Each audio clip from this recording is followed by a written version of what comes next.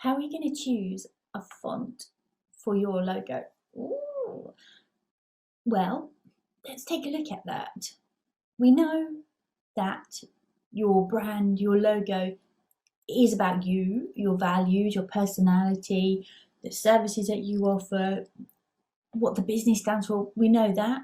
We know that it's also about the people that you serve and how you're looking to attract the right people who are going to love working with you and feel like, definitely, I want to pay for your services. That's not an issue. They need to be buying on emotion.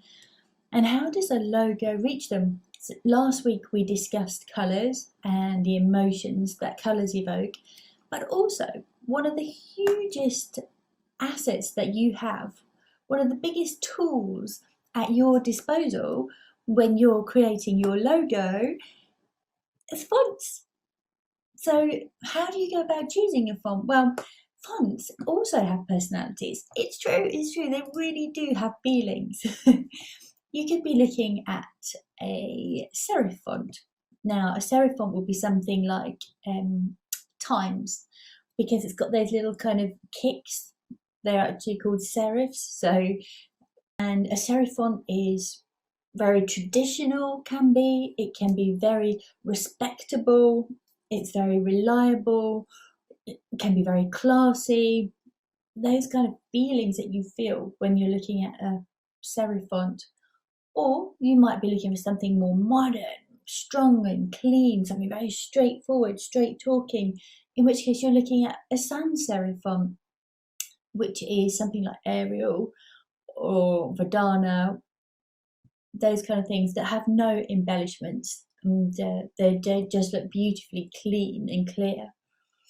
Or you might be looking to add the personal touch and go for a handwritten font or some kind of script font. These tend to look very personal, they can look very elegant, they can also look really creative.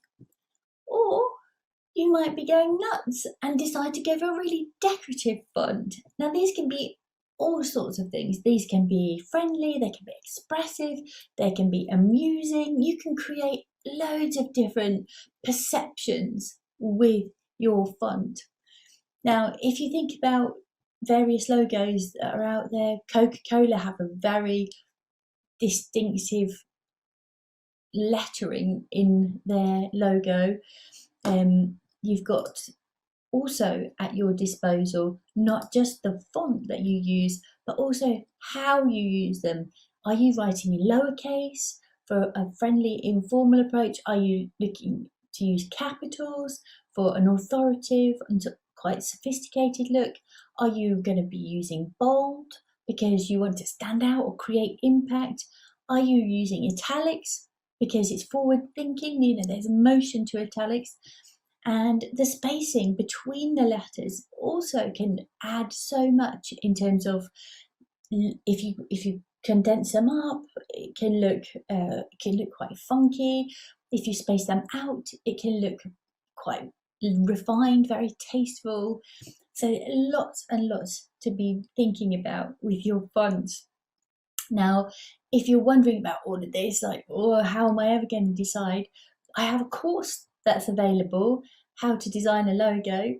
You can find that on www.logolady.com, and this will take you through the whole process of designing your own logo and creating something that's really meaningful for you and the customers that you're looking to attract. And I hope that helps this week, and I shall see you next week.